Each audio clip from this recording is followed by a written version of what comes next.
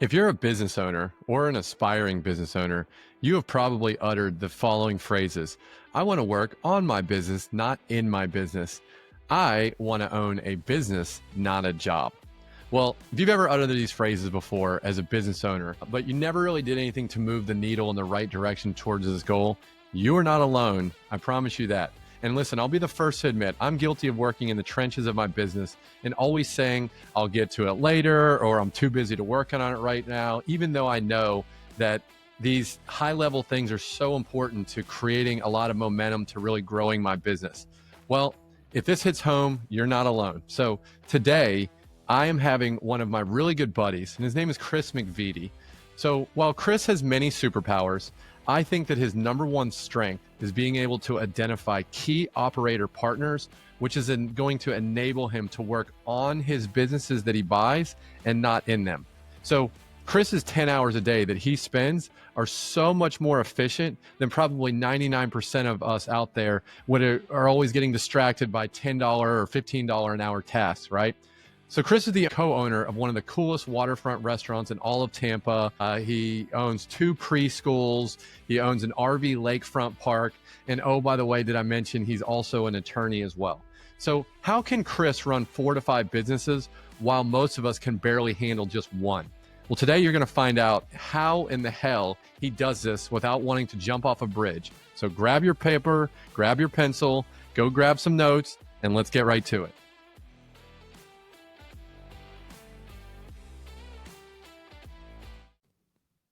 All right, everyone. Welcome to another episode of Burn Your Boat's Wealth. I am flying solo today. My co-host David Shaw is out somewhere right now on some mountaintop skiing down, hopefully staying safe. So he will not be with me to tag team this interview, but that's okay because today we have a guest, great friend of mine that I've known now for probably about 4 or 5 years. His name is Chris McVety, and he is out of Tampa, Florida. And the reason that I'm ecstatic to have him on the show today is that he has some qualities, some skill sets that are very unique. And there's something that most entrepreneurs, including myself, I'm raising my hand, need more of. Okay. So that's why this episode is going to be such packed full of great things to take away from, some great ideas. So with all that being said, Chris, welcome to the show, my friend. How are you doing? Thank you. I'm excited to be on your show, man. I'm proud of you. Yeah. Yeah. Everything you got here. Thank you. Yeah, we're a year in, Chris. So I'm kind of disappointed it's taken me this long to drag you on the show, but better late than never, right? Yeah, man. Yeah. So Right. if you can't see, if you're listening to this on Spotify or Apple, you can't see. Chris has got a gorgeous picture of a restaurant that he takes part in as part owner in, and it is a gorgeous restaurant in Tampa on the water. And I know that he's put a lot of blood, sweat, and tears into making some large improvements to it. If you're listening on Spotify, go over to YouTube and watch this because it's a gorgeous picture. But with all that being said, Chris, so I've known you for a while. You've got a ton of accolades, a lot of cool things that you've done. Ironically, what's funny is that you are one of those guys that it's very hard to find information about you, right? Like if you go on Chris's Instagram, he's got pictures of him and his family, his kids.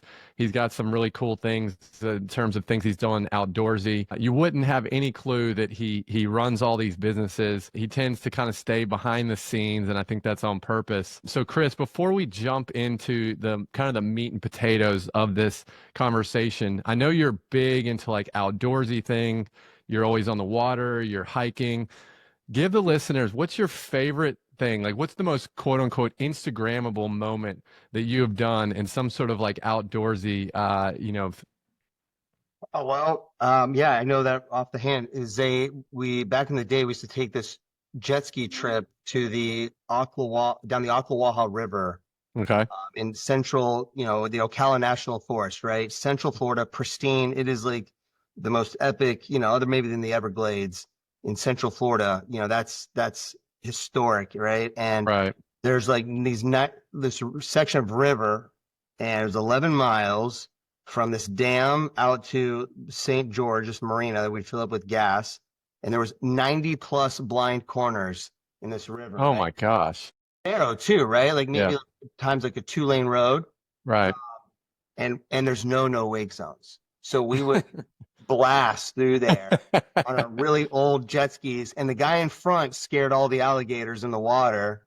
And this river is maybe like 5 feet to 12 feet in depth, really Right. shallow, and you're coming around a corner and there's like a gator just going Yeah. down under you. And then, we're acting like hooligans. So of course we fall off all the time, all the Right. stand-ups and or our wave blasters that are like really from 1990s and very unstable. And the swim, and then if you're going, your machine keeps going, right? So you have a little bit Right. of swim to go get it. And the dopamine hit you get swimming in that water where you don't know how many gators are under you or around you is like the biggest adrenaline hit I have ever given myself from just being outdoors. Chris, that you're giving so much, you're feeding into the stereotype of the Florida man where they're constantly getting bit by alligators or whatever it may Uh-huh. be. So great shocker, right? I hope Florida man's not listening to where they're going to repost this because you're feeding directly into the stereotype of the other You're 49 right. states that think that all we do is like go wrestle alligators and walk around Walmart in funny clothes and things like that. But that's a cool story, man. I'll let everyone know is that I went out to the lake with you one time, and for everyone that like has forgotten, is that those old Sea-Doos, those like stand-up ones from the mid '90s, are like damn near impossible to ride. Like I tried it multiple times and just fell face forward every single time. You, Chris, and they go like super fast. Like they're not stable. They're like impossible to ride. But you rip through that thing with that. You love that one, don't you? That old school Oh one. my gosh, yeah, so much that I won't sell it. I live in a high rise, a condo, and I found a place to store it because I'm not willing to part with it. Chris, I appreciate you sharing that. That's really cool. Go back down memory lane a little bit. So let's hop into it. Just kind of give like a minute or two about kind of what's your background, a little bit about your context as to how you've been able to, the companies that you have, and just so that we can kind of jump into your successes in building those. So give everyone a quick background of Sure. kind of where you come from. Education wise, a master's in accounting and a law degree. And then from, hustling side, I kind of dominated the ATM industry in Gainesville, put myself through school. I put ATMs and was loading with cash to make money. And then I started my own law firm. I've had my own title company. I helped my ex and I started a veterinarian franchise now called Lap of Love. It's like end of life care, in-home euthanasia. And then I'm a part owner in two preschools. I have an RV park, and then I have a restaurant, and then just other small investments. But those are the ones I think I really materially participate in. So that's obviously a very diversified portfolio of businesses. There's very few people that probably have that diversity in terms of those businesses. Um, before we jump into that again, I have to go back to one story. So you're in college, right? And you're paying for college through your ATM business. Give the listeners like what's your favorite story from hustling around with like bags of like actual cash at the University of Florida. Give us one story about your Yeah, I ATM. mean, I'd leave class in between classes and take my little scooter, my Yamaha to the bank. I'd stuff like 50 G's underneath the seat, or in my backpack and then go back into class. And, because, the banker's hours 9 to 4, right? So you have to Right. get in between class and, just walk around with cargo shorts, loading machines and stacks of, bands of 20s in my pockets. So you were carrying 50 grand, stuffing it onto the car. I was in college and I remember driving around to different ATMs that would allow you to take not a minimum of 20, but a minimum of $10 out because I didn't actually have the 20. So I'd have like $14 in my account. And so I can't take $14 out. So I knew the specific ATMs on my college campus where you could do a minimum of $10 to take out plus the $2 fee. So me and you had somewhat different experiences through college, but that just goes to show you that like this was inbred in your DNA, right? You're running around with $50,000 doing different ATMs and I things like didn't that. borrow that. Just I had 10,000 of my own money, and then the rest I borrowed. Gotcha, gotcha. Cool. So with that being said, talk to us a little bit. This is called burn your boats, right? So you go out, you're an attorney, right? And people go to school for a long time for that. You put your blood, sweat, and tears into that education, yet you aren't really practicing as an attorney right now, or if you are, it's very minimally. talk to people that are listening that have, whether they're doctors or they're attorneys or some very kind of prestigious title, as to what the heck you went through all the schooling, you went through all the tests and all the late nights and all the Red Bulls drinking at 12:30 at night to study, yet you didn't stay in it that long after you kind of got out in the real world. Talk to it, that pivot, that burn your boats moment as to why that came to be.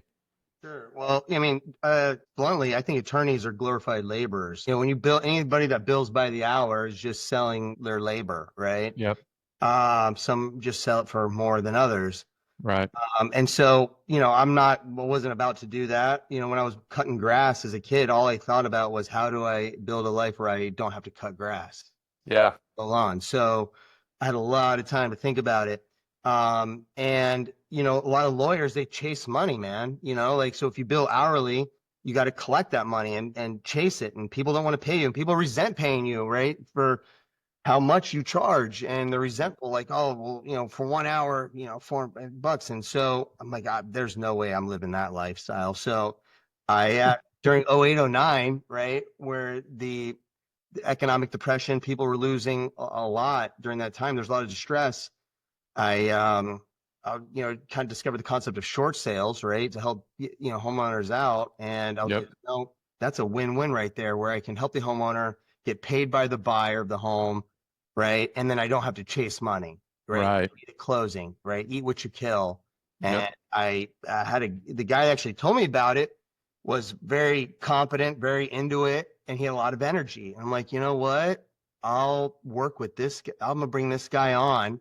I'm gonna let him run with this. I'm gonna monitor him, and there's a lot of ethical rules and things.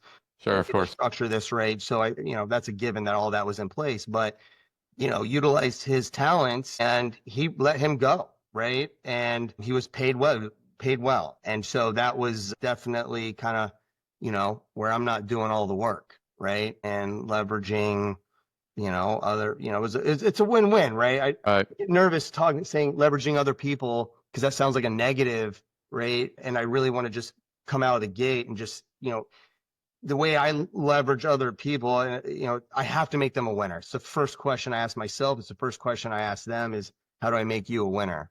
Right. And it's pretty obvious. They want to be paid well. I just want that to be a given, kind of going forward in this conversation.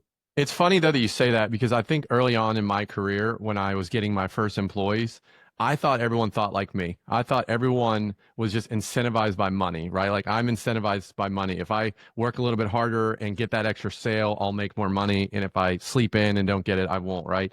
And I kind of actually learned that if it wasn't like directly tied, like a sales role or something like that, that people were like, nah, like, yeah, maybe I'll work harder, maybe I won't. But they were maybe incentivized by more time off, or, words of gratitude, right? Or being able to work from home for 2 days of the week. How have you seen that in terms of when you're making everyone a winner, right? Like, what's kind of the process that you go through to kind of really try and understand each person and how they tick, to be able to give them the best version of yourself, and they can give you the best version of themselves? Yeah. Yeah. That's interesting. Yeah. Stability has value as well. I guess I'm kind of talking about the high level people Yeah, that I partner sure. with. I think that we all have that common theme, that money is a motivator, because money Yep. can afford you a certain lifestyle.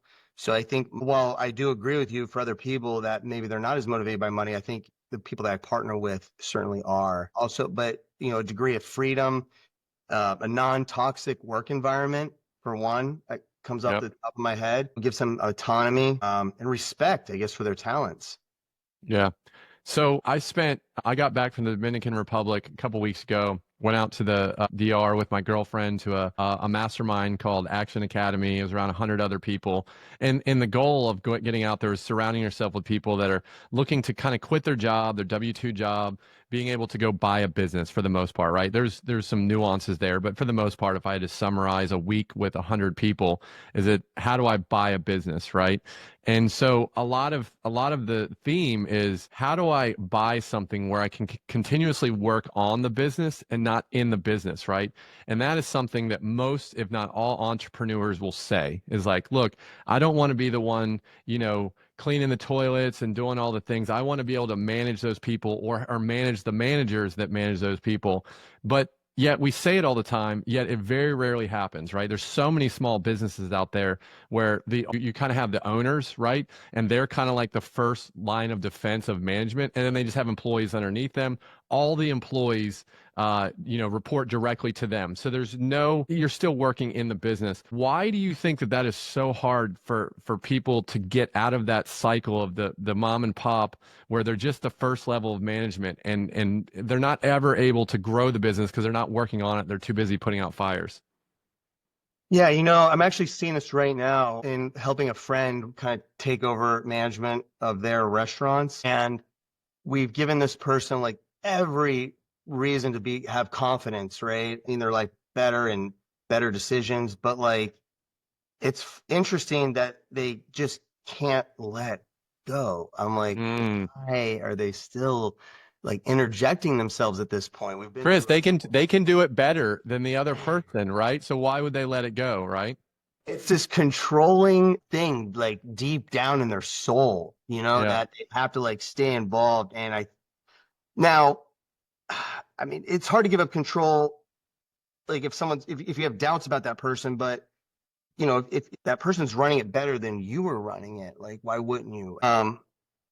I think maybe perhaps you get stuck in the rat race. You're so deep in it that you don't have time to kind of step back and say, can I replace myself? Am I replaceable? And we come up with all these excuses that, only I can do it the best. No one else is going to do it as well as me. I make cakes and no one else can design a cake. And, and then you don't while you're doing it, you don't make the time to actually look for that person or develop that person. And so, I think I've seen people exceed my expectations in the way they have developed themselves and rise to the occasion. And I think if I could go back in time and have a conversation with my younger self, it would be to give some of these people a chance and for me to invest more time in trying to develop them instead of assuming they're not capable. I mean, so I love that example. So you're working with someone, they're kind of working in the business, and you want to get them to a point to evolve to working on the business. So if, again, there's a lot of people listening to this that are in similar situations, right? So what's the first step, man? Like, you go in, you're having this meeting with that owner, right? What's kind of the first thing that you're looking for to try and start to make the necessary change the mindset? What's the first question or things that you're looking to do to get the ball rolling in the right direction? And you're trying to help them move their business to like where they have better layers of management, probably better systems to where they can replace themselves, right? So what advice did you give to that person to try and help them replace themselves? the hardest thing was to convince this person that to not speak directly to the employees anymore. Ooh, that's a tough one. I was like, or if an employee calls you, you have to then tell them, hey, run this through so-and-so, Right. general. Yeah. Or, or ask them, have you brought this to the new general first before coming to me? Yep. And just, there has to be the communication flow cannot circumvent the new leadership. That's good. But every time they would talk to an employee, it would screw up the line of communications. Of course. Well, I already said this. Why would I tell the new guy, about this? Because I already told you, aren't you? So we had to beat that drum of like, you have to respect when people have multiple chiefs, multiple bosses, it kills morale. If someone's being told one thing from one person, another thing from someone else, it's not a healthy work environment, right? They need to have one line of communication. So we're convinced her, hey, it's better for your staff. Like, you're killing morale by allowing yourself to be another chief, right? Yeah. You got to pick a lane. Are you the chief or are we the chief? And for all the millennials out there that watch Office Space, when Peter's like, I have 8 bosses, like 8, you have 8, what? You have 8? I have 8 bosses. And, to your point exactly, is like, he's just getting all these different, advice or leadership from the different managers, and it's all totally different. Obviously, they took it to an extreme. So that being able to create a chain of command, right? So that they can't just circumvent the managers that you've put there, which then also empowers your managers probably or disempowers the managers, because the minute that the employee goes to you, then they're like, what am I even doing? Right. And to your point, it just kills morale. So if you are, when you're out there, Chris, and you own these different businesses, right? And I truly think that your superpower is you're able to like really identify these like high quality operators. They're passionate about their business. Maybe they just need to be, redirect the fire hoses to where they point it. So how do you like what are some specific traits, right? So when I was in Dominican Republic, I noticed that there was a lot of people that like were really good at one piece of their business, but they needed somebody else. They needed the integrator, they needed the visionary, right? And so when someone's out there looking for a strategic partner, when you're out there looking for your strategic partner and your next business, what's kind of like a checklist that you go through to see like, okay, this person is the real deal. I feel like I can add some real value to this and pour gasoline on this fire to really expedite the journey of this company. I'll tell you what the red flags are. If I can answer that question, maybe in the Give it to me. is people with egos is like the biggest red flag when they're like, have this attitude that they're the smartest man or woman in the room. They know best, Yep. or yeah, just kind of have just in their regular lives that they have like a big, powerful ego. Those make the worst part. I do not want to, that's just nothing. What's an example? Give us a specific example of something that you've seen that you maybe were like really stuck out in your mind. You're like, oh my God, I should have seen this earlier, or I see this. This is like I'm running for the hills. I mean, well, even some from as silly as driving a car, they really is out of their price range to, the way they talk, just saying, hey, I've been in this business for 30 years. I've Yeah. been doing this, they're on the phone with banks and kind of talking a big game, or I'm like, you're okay. Like, why are you trying to sell yourself that hard, right? Right. Sells himself super duper hard is usually insecure. Yeah.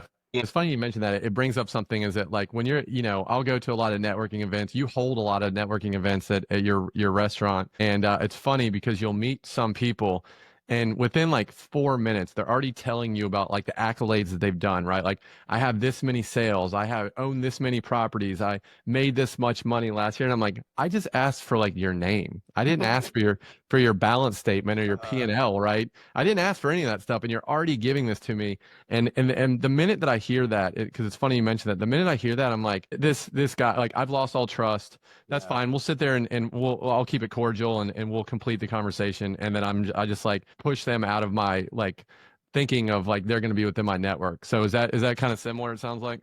Yeah, yeah. So I guess it'd be kind of integrity and self-starters, man. Self-starters, like that trait where someone takes initiative, that jumps out at me the most. That's probably like the most bright beacon when I'm Okay. talking to someone and or if they tell me, like I spoke to this kid, he had to call me about a legal issue, and then we talked about his Airbnb management business, and he was telling me about the level of detail he goes into, like putting water meters on, right? Just because he doesn't want his client to get a huge bill, and it's like a super cheap thing to do, and Yeah. and it was easy to integrate, and it was just that little extra mile. I'm like, you go out to the meter by the road and you put like a sensor on that. You don't have to, but it's just that Right. extra mile. I'm like, okay, that's the self-starter attitude. That's creating structure where structure doesn't exist. That's the initiative. That's the person who has the ability to be like, I can fix these things Yeah. and believe in themselves and have the confidence to attack them, right? Those are the people that I pluck and I say, how can I, what does this person need, and how can I start something with them, like a business, or support them, right? But I win too, Right. right? I don't need to be a huge winner, but if I can make them a Sure. winner. So I love that. I love that you have the self-starter because you can kind of see examples of it. It kind of smacks you in the face. They're like, look, I'm doing this really cool water meter thing, which isn't really going to be in your typical like Airbnb starter course, right? And you've got the guy or the girl that's driving the ridiculous car that they can't afford that they're leasing, and so that kind of smacks you in the face as well too. However, you said something that's much harder to kind of quantify quickly, right? Is you said integrity. So if you ask anyone and you say, well, what are your core values? And 9 times out of 10, you're going to get, well, I have high integrity, I have a high moral character.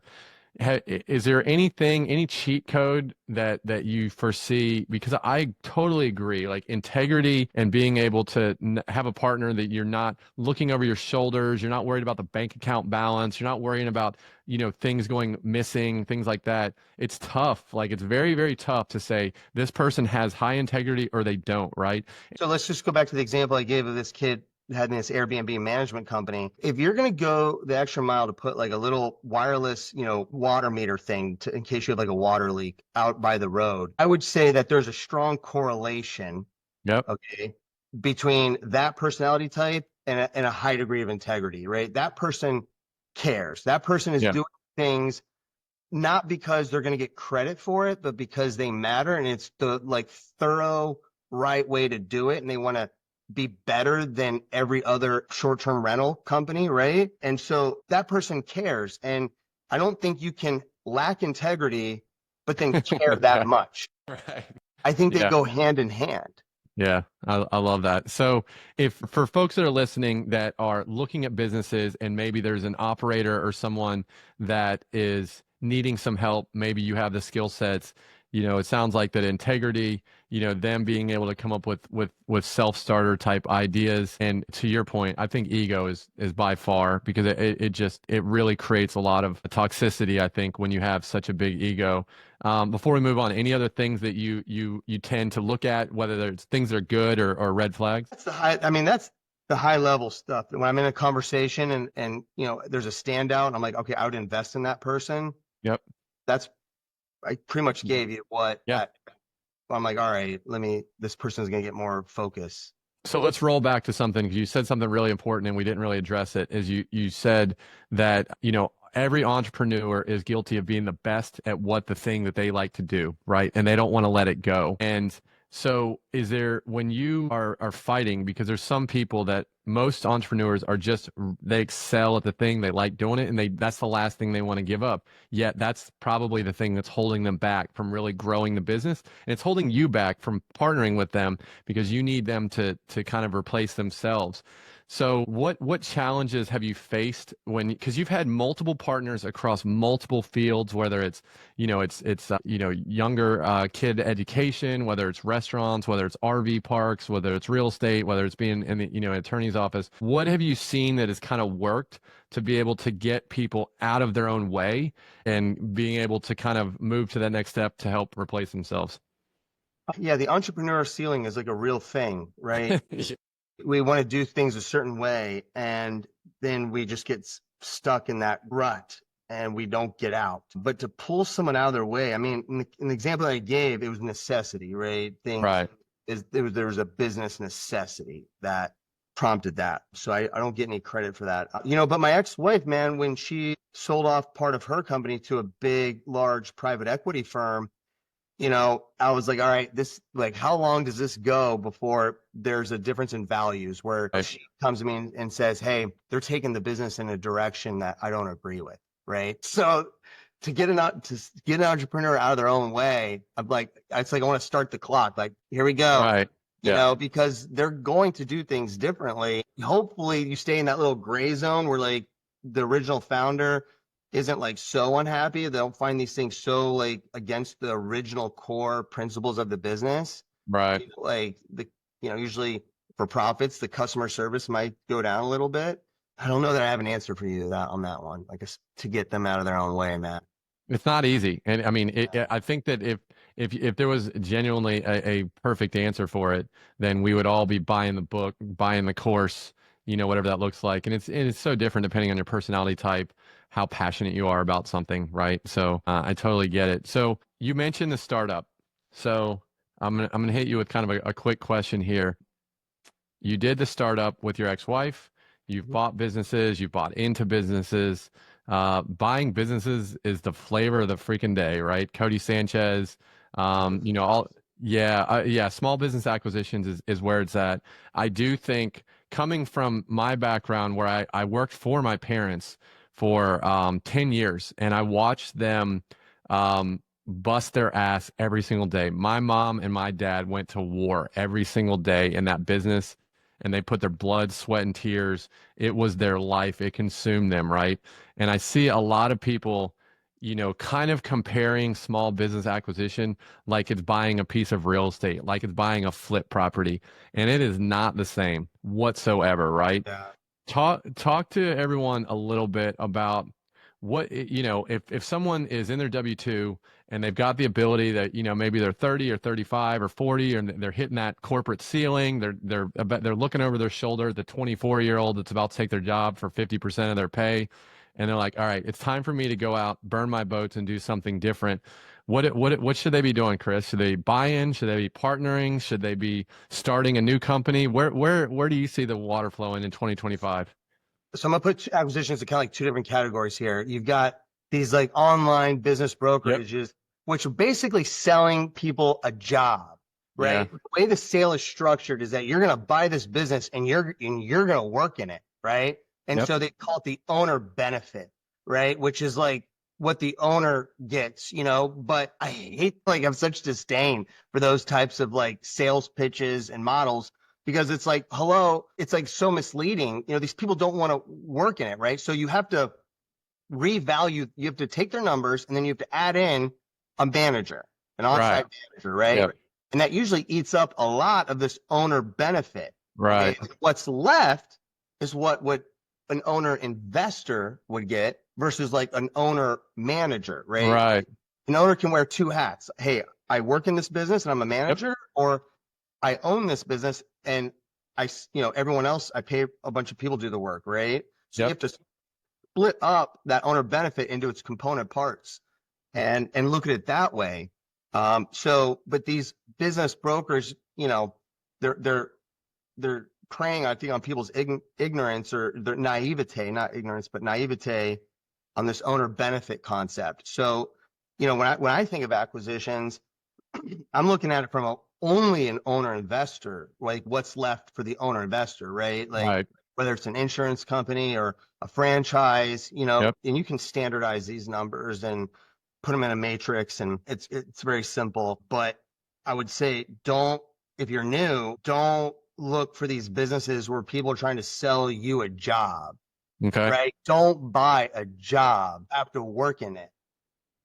So then how do I do that? How do I know if it's a job or if it's truly a company? Because I will tell you this, I am extremely guilty of I've owned a lot of jobs, okay? And unfortunately, I've never truly owned a business. I've owned a bunch of jobs. It sounds way cooler to say, "Oh, I own this business. I'm the CEO. I'm this, I'm that." But at the end of the day, you just own a higher risk job at the end of the day because you eat last, right? Well, at least when you're in your W-2, you eat first, right? And once you go out and you buy a business, but it ends up really buying a job, it hits home to me when you say that because I eat last. And sometimes there's still a lot of food left on the table, right? So it's a good day. And then there's other times where there's actually not only is there not any food left, but you actually have to pay into that for that, right? So you have to pay not to eat, which is less fun. So what is it? Is there anything in particular? Let's say you're starting to look for a business and you're looking at trailing 12s or you're looking at the financials. Anything in particular that jumps out where you're like, oh, this doesn't meet my buy box, and I'm kicking this out because I'm buying a job. Goodness, I mean, my businesses are so diverse. I mean, they're They are. different in the way I looked at them and analyzed them, and unique for different reasons. I mean, I'm so wary of like some of these franchises, but yet I know a lot of people that have made a ton of money in them just by owning several of them. So I owned a couple of franchises, and I will tell you that when I left the franchise, I wasn't that happy, but at the same time, it got me to where I was at. It gave me the confidence to go out and do something. So I'm almost kind of like a proponent. I always call franchises like a business with training wheels, right? Where it's like you're able to go out and they give you the roadmap, they give you the handbook, they like here's step one, here's step two, and I needed that, right? Because Yeah. I didn't want to do that, so it like pushed me in the right direction. So I had those training wheels. I didn't just fall over. But at the same time, 4 or 5 years down the road, I'm still pedaling as fast as I can with training wheels, and everyone else is like blowing by me because they don't have any training wheels anymore. So that's kind of what I saw on the franchise side as to like it was good but it wasn't great, but it got me to where it gave me the confidence. So yeah, I mean, you very rarely, right? If you're gonna buy like a franchise, can you live on the owner investor benefit of just one, You right? can't. If you can't. right? So No, usually you have to own like 3 or 4. And then again, exactly. At least. yeah, not as the owner worker, but as the owner Right. investor, you to live, you got to have like, yeah, let's say at least 3 or 4. So Right. you should have that expectation going into it that if you think you're just going to be on easy street with just one of them, there's red flags. Yeah. Are you It's not really, like, Chris, you own these businesses, you do a great job of working on the business, not you always have to step in, and that's one of your big skill sets too, is you're able to step right in and not let it go. But are you ever really on easy street, Chris? Is it ever just like no, beach man, I mai work. tais and pina coladas on the beach? No, you're right, man. I work all the time, dude. I You just do.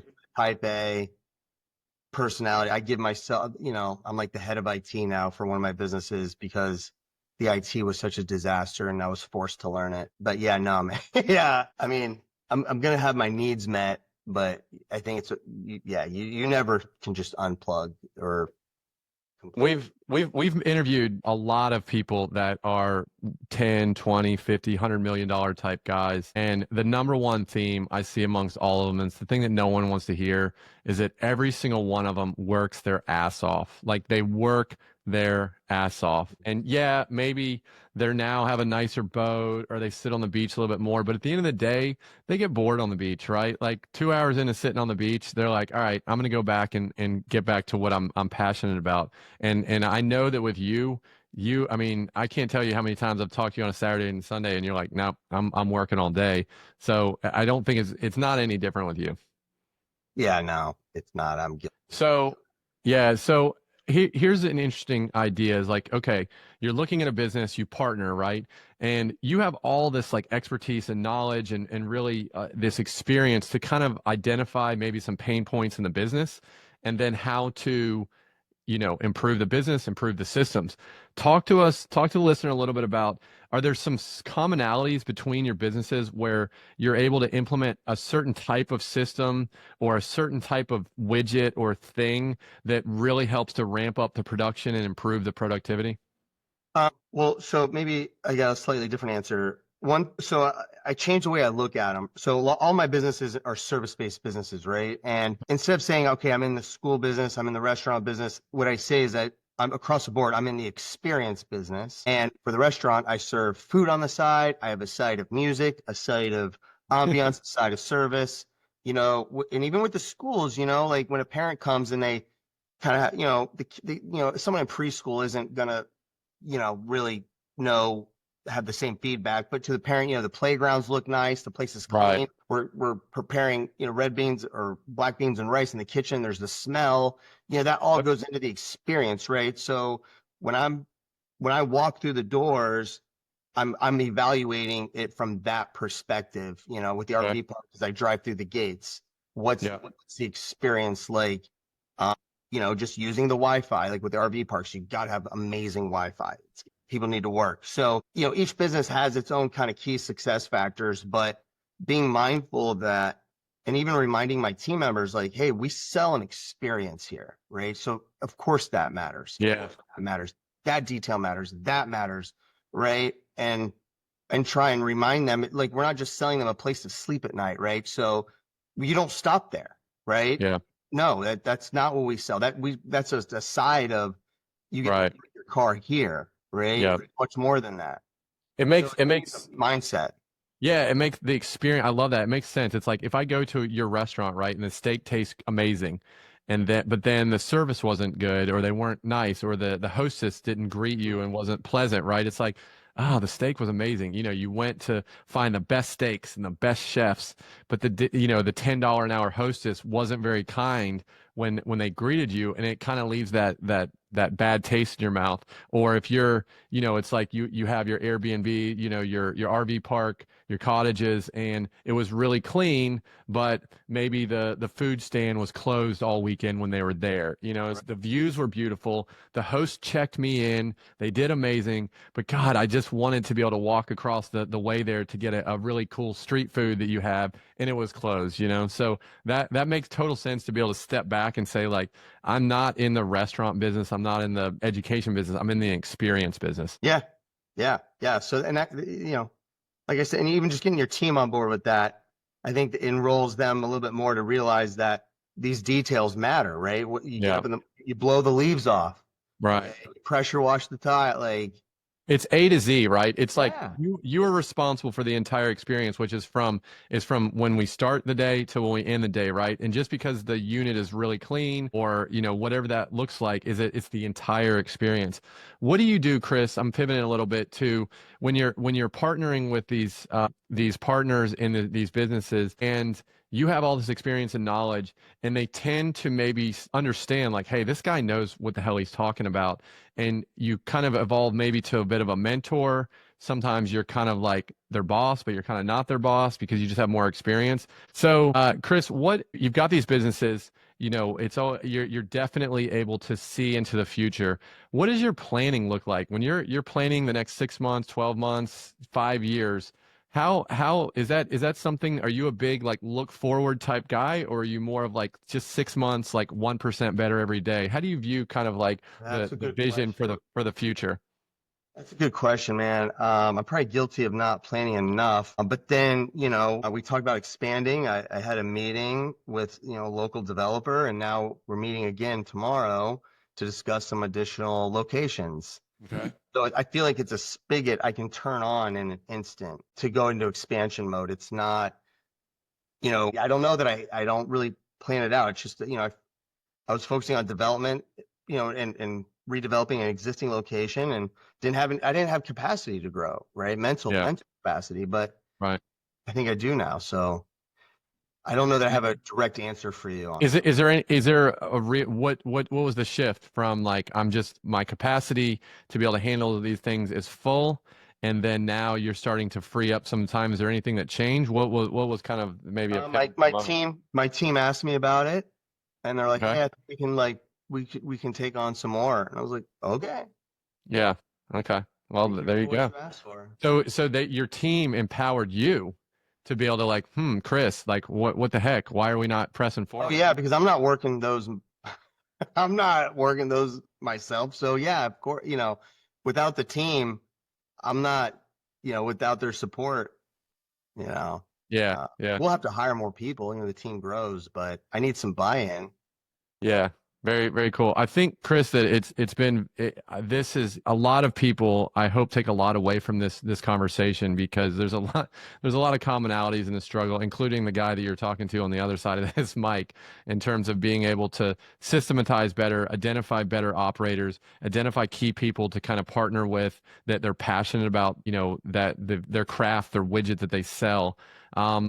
What do you see going forward? I'll leave it. We'll kind of leave on this question. In terms of 2025, the market is kind of swirly. We've got Trump, poking the bear everywhere, and tariffs, and all these things in the news. And the real estate market is a bit, topsy turvy.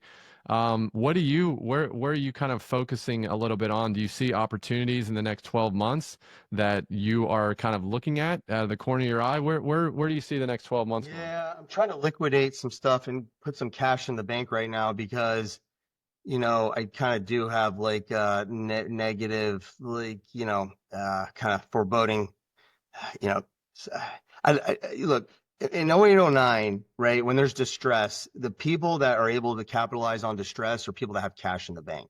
Yeah. So, but, you know, there's something to be said for just not standing still. So I think if I enter into any agreements here going forward, they're going to be structured in such a way that I'm not left holding a huge bag that I drowned, right?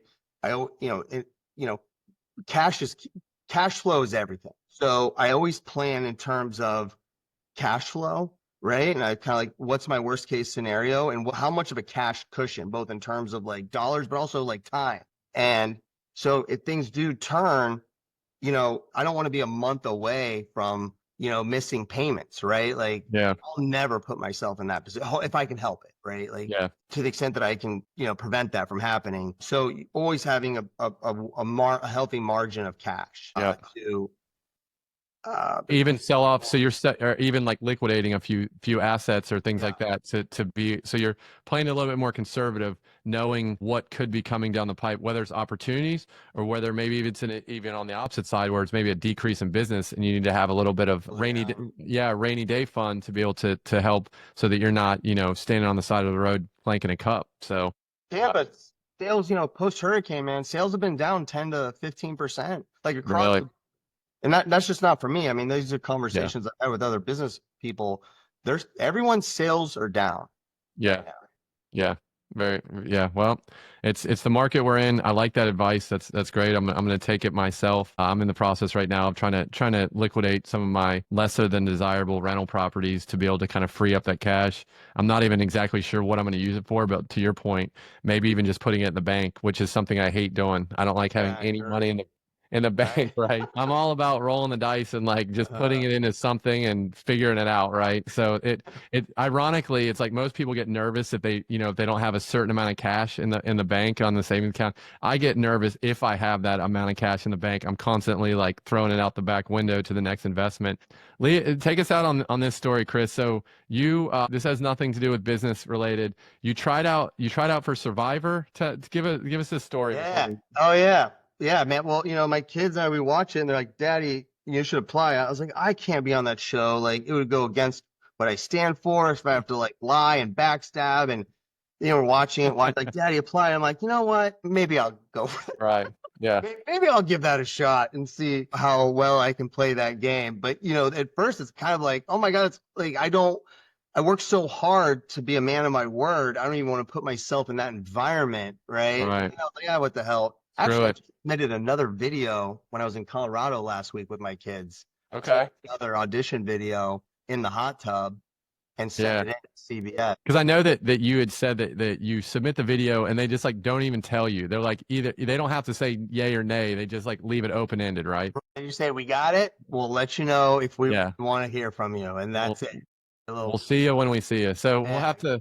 I know you posted that on Instagram. So have you posted the second one yet? Or is No, that coming? you're the first one I've told about it. Ah, wow. Look at that. Letting our Burn Your Boats listeners get it first in on this. So, Chris, listen, man, it's been an absolute pleasure. You're an absolute rock star, man. You're a great friend. I value our friendship. You're an amazing, and above all, man, and I should have said this much earlier, is that you are an amazing, amazing dad.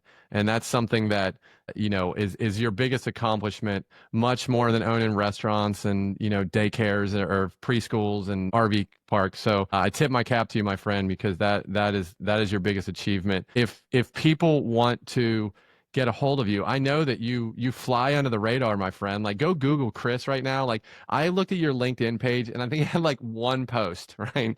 You have Oh my one gosh, it's so old. I need to update it. one update. Yeah. There's not. It just says There's like nothing.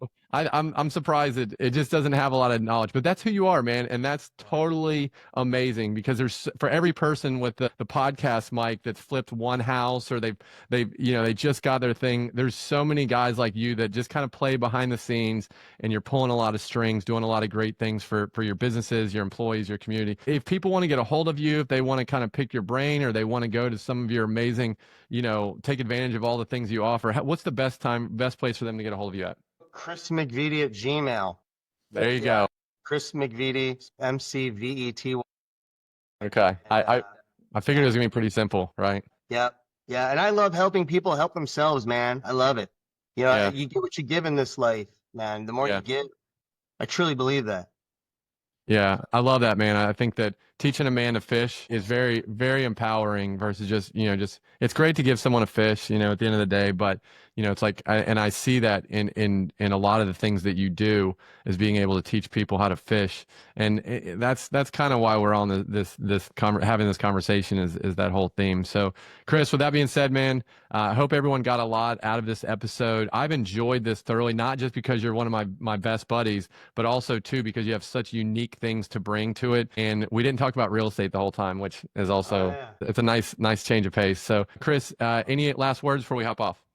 No, man, just thanks for having me, Clark. Feelings mutual, dude. Quality dude. And, we're friends because, you're a self-starter, you have integrity. And I mean, that's kind of, the hardest part about business, man, is the people. And Yeah. so, knowing that that's the hardest part of any successful business, that's kind of what people I want to surround myself with. And the people I want to have in my business are people, self-starters, people that Yeah. give a crap, if I Yeah. can say that, right? And so above all else, that's what matters most is those types of people and finding those and being friends with those, and life is good that way. Be the change you want to see in the world, right? There you go, man. Chris, I love it, man. You're a rock star. Thank you so much. And we'll have to have you back sometime because there's so much more that we didn't unpack. But I really wanted to focus on this kind of like one topic that you really, really excel at because I think you're bringing so much value to the table. We'll look forward to having you back soon. We'll see you soon. All right, Chris? Thanks for having me. All right, bud. See you later. Well, that is a wrap for today, folks. We hope that this episode gave you some actionable insights because remember, you navigate the world. It requires more than just luck. You're going to need strategy, you're going to need knowledge, and of course, you're going to need a little dash of courage. And if you enjoyed today's episode, be sure to hit that subscribe button. Leave us a review on any of the podcast platforms that you listen to and YouTube as well. And don't forget to follow us on Instagram and Facebook at Burn Your Boats Wealth. And leave comments, talk to us about things that you want us to talk about or things you disagree with us on. We appreciate all that type of insight. Your support really fuels our fire to bring you even more valuable content. So we appreciate you. We appreciate the support, and we will see you next time. You've been listening to the Burn Your Boats Wealth podcast with Clark Lunt and David Shaw. We would love to hear from you. Please reach out at contact@burnyourboatswealth.com with comments, questions, and if you have a topic you would like Clark and David to discuss on an upcoming episode. We would very much appreciate it if you took the time to rate and review Burn Your Boats on your favorite podcast listening app and make sure to follow and share on social media.